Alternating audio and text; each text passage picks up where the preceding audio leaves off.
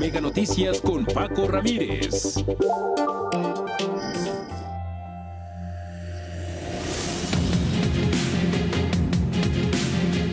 Los países pueden dividirse entre los que tienen y no tienen petróleo. Nosotros lo tenemos.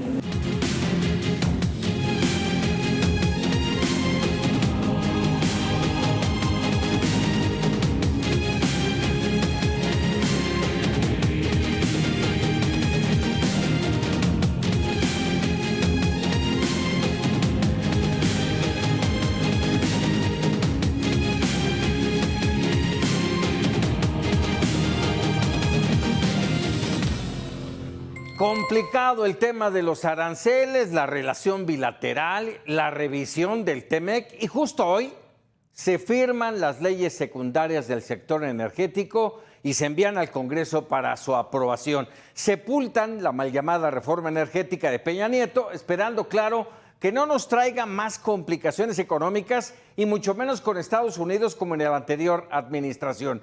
Parte fundamental de estas leyes secundarias fijan las reglas, ojo, de inversión en el sector energético.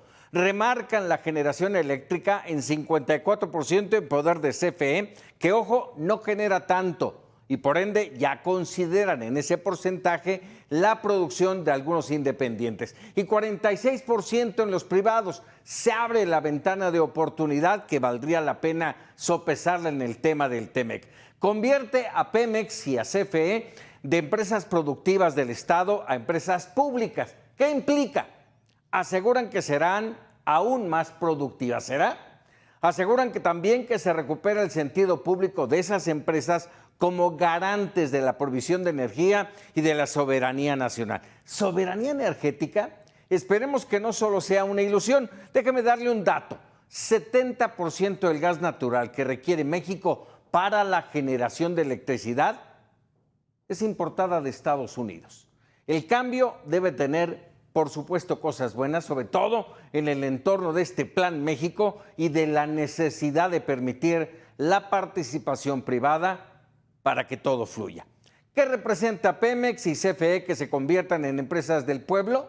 ¿Ha funcionado el gobierno como administrador? De esto nos habla Jorge Chaparro. Adelante. El gobierno federal envió al Congreso de la Unión una serie de reformas a leyes secundarias en materia energética que buscan revertir la reforma estructural que promulgó en 2013 el expresidente Enrique Peña Nieto. Se trata de la Ley de la Empresa Pública del Estado Petróleos Mexicanos, Ley de la Empresa Pública del Estado Comisión Federal de Electricidad, Ley de Planeación y Transición Energética, Ley del Sector Eléctrico, Ley del Sector Hidrocarburos y la Ley de la Comisión Nacional de Energía. En términos prácticos, ¿qué significan? Bueno, con Peña Nieto se les dio el estatus de empresas productivas del Estado.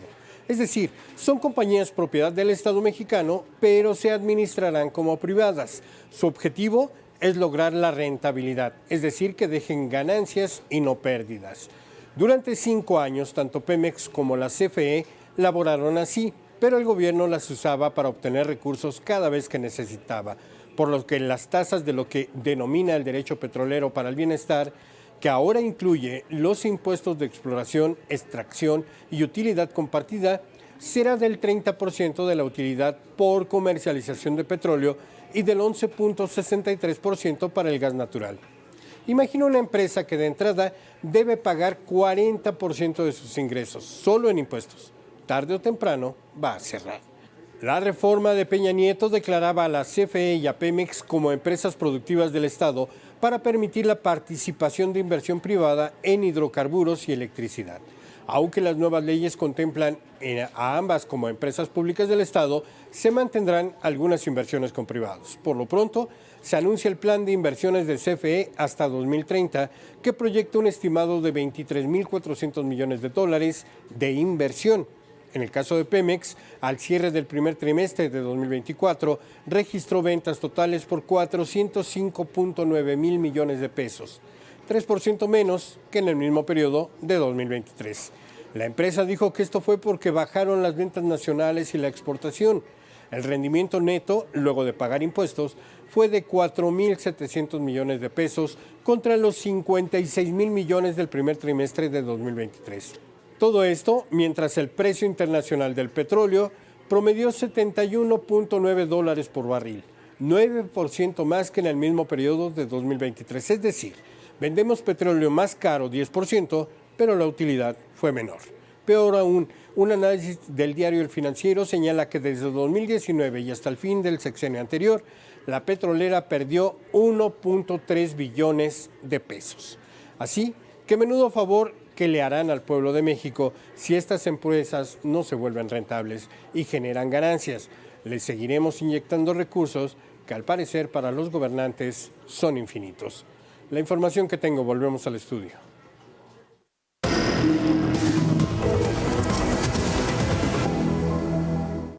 Ya le decía yo hace un momento, vamos a tener imagen, y bueno, ya la tenemos aquí, la imagen de lo que ocurrió hace apenas unos minutos en Washington. Eso que está usted viendo es el momento en el que el avión, un vuelo comercial, el 5342, que iba de Wichita a Washington, D.C., lamentablemente choca con un helicóptero y es lo que en este momento se está siguiendo puntualmente. En un rato más le tendré toda la información de lo que ocurre allá en Washington.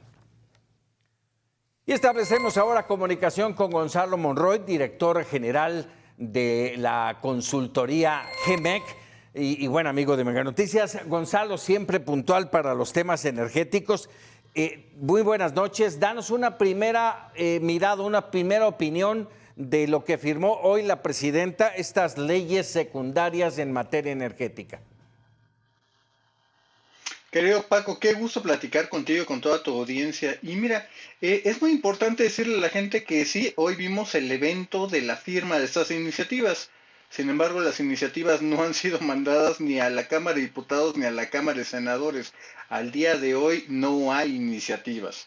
Ya veremos si en los siguientes días se es enviado justamente con el resto de los paquetes, justamente al Congreso para solventar la aprobación, que seguramente eso ocurrirá.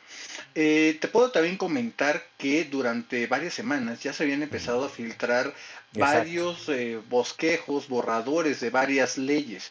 Y ahí hay que decirlo con toda claridad, hay cosas interesantes.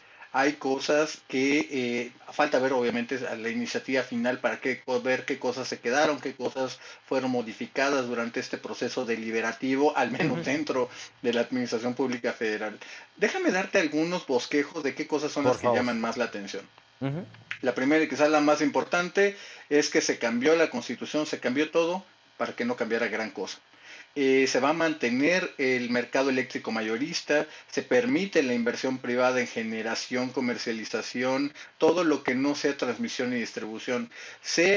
Incluso se meten muchos elementos que ya estaban en la reforma energética de Peña Nieto, como esta cosa que se hablaba de justicia energética, que no es otra cosa más que la manifestación de impacto ambiental, la parte del testigo social, audiencias públicas previas e informadas con las comunidades donde se desarrollen los proyectos. Todo esto son elementos que nacen con la reforma de Enrique Peña Nieto.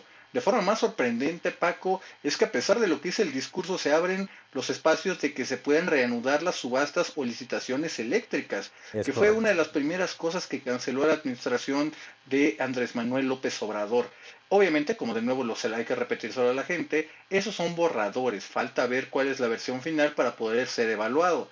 También te puedo decir, Paco, que quizá la ley más importante, que no es la eléctrica, es la ley de hidrocarburos, de la cual nadie prácticamente ha podido ver nada, no se ha compartido con la industria, tengo entendido que no ha habido realmente gran retroalimentación, más allá de las pinceladas que nos ofrecieron en la conferencia mañanera del día de hoy. Si nos atenemos a esta información... Sí, dime, adelante. Paco, dime. Adelante. Claro, te iba a decir que en esta parte de la pincelada de información que se ofreció hoy, por desgracia es demasiado abierta, es demasiado vaga y es muy poco precisa. Por ejemplo, para tomar uno, se habla justamente del nuevo régimen fiscal. Ahora va a ser el derecho petrolero del bienestar, que no es otra cosa más que simplificar el régimen fiscal de Pemex. Nos hablan de un 30% a petróleo y 12% a gas natural, pero no nos dicen si va a ser como los contra las ganancias, que podría ser un profit sharing, o va a ser una parte de regalías, como sería sobre la producción o sobre el ingreso neto. Obviamente esas son dos cosas totalmente diferentes, la gimnasia y la magnesia. Tenemos que esperar a ver cuál es el resultado final de las iniciativas que se han enviado al Congreso y esperemos, genuinamente hacemos votos, toda la industria, para que haya un proceso de escucha de las mejores opiniones, de las mejores prácticas y no se repita lo que ocurrió en octubre pasado, cuando se impuso una versión monolítica que no admitió ni crítica, ni voz, ni siquiera cosas que eran en el mejor beneficio de las leyes. Así es. Se habló esta mañana, y es importante mencionarlo, de una inversión de casi 24,000 millones de dólares en el sector. Y hablabas hace un momento del tema de la transmisión y distribución, que ahí aparentemente no permiten la intromisión de la iniciativa privada. Y es uno de los temas más complicados para el gobierno federal y para estas empresas ahora públicas. No tienen esa capacidad, según entiendo. Es correcto, Paco, y fíjate, es muy interesante porque gran parte de la conversación que ha ocurrido, yo diría, en el último año y medio en el sector eléctrico mexicano, Sí. ha estado enfocado en la generación, que si se dan permisos para nuevos parques eólicos o parques solares, Exacto. todo lo que ocurrió con la ahora extinta Comisión Reguladora de Energía, ahora convertida en Comisión Nacional de Energía, o el cambio de una letra.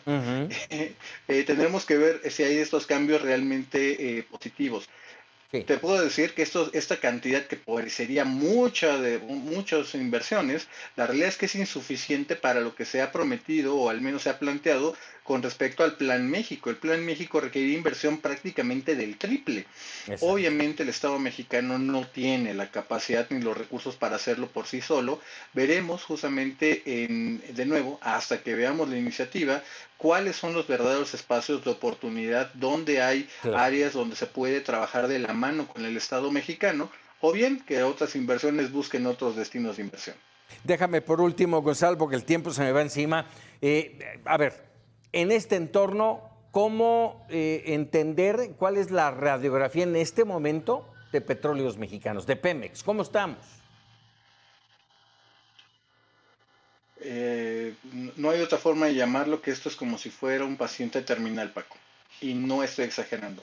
Estamos hablando de una producción, los números de diciembre de 2024 acaban de ser publicados, y es 1.354.000 barriles diarios de petróleo crudo. Es una cifra equivalente a enero de 1976, estamos hablando de casi 50 años. Estamos hablando de que Pemex tiene una deuda de más de, casi de 100,000 millones de dólares y adeudos reconocidos a los contratistas por más de 20,000 millones, probablemente hasta 30,000 millones de dólares. Tenemos una producción que sigue cayendo rápidamente, no hay realmente descubrimientos importantes. La administración del presidente López Obrador fue la que menos descubrimientos tuvo en todo este milenio. Estamos hablando de que Pemex, por desgracia, trae un atraso tecnológico y sobre todo una estructura de costos que no le está permitiendo. Déjame darte incluso para que se entender la gravedad de lo que está pasando con Pemex. Aunque hoy toda la deuda de Pemex la pasáramos a una deuda pública, que hiciéramos una especie de Pemex Proa, esto no va a resolver el problema de Pemex. Está en un modelo de negocio que le va a asegurar con absoluta certeza, Paco, a cualquier nivel de precios, que siga perdiendo dinero. En otras palabras, quizá una forma un poco más coloquial, más llana, es como si le pagáramos la tarjeta de crédito al Junior empedernido que sigue gastando y gastando y gastando. Lo único que hacemos es comprar tiempo, pero la deuda la vamos a cargar todos los mexicanos. Caray. Gonzalo Monroy, como siempre, agradecido que nos des luz en estos temas complicados, pero que nos los digieres muy bien. Muchísimas gracias. Al contrario, Paco, te mando un abrazo a ti y a todo tu público. Gracias.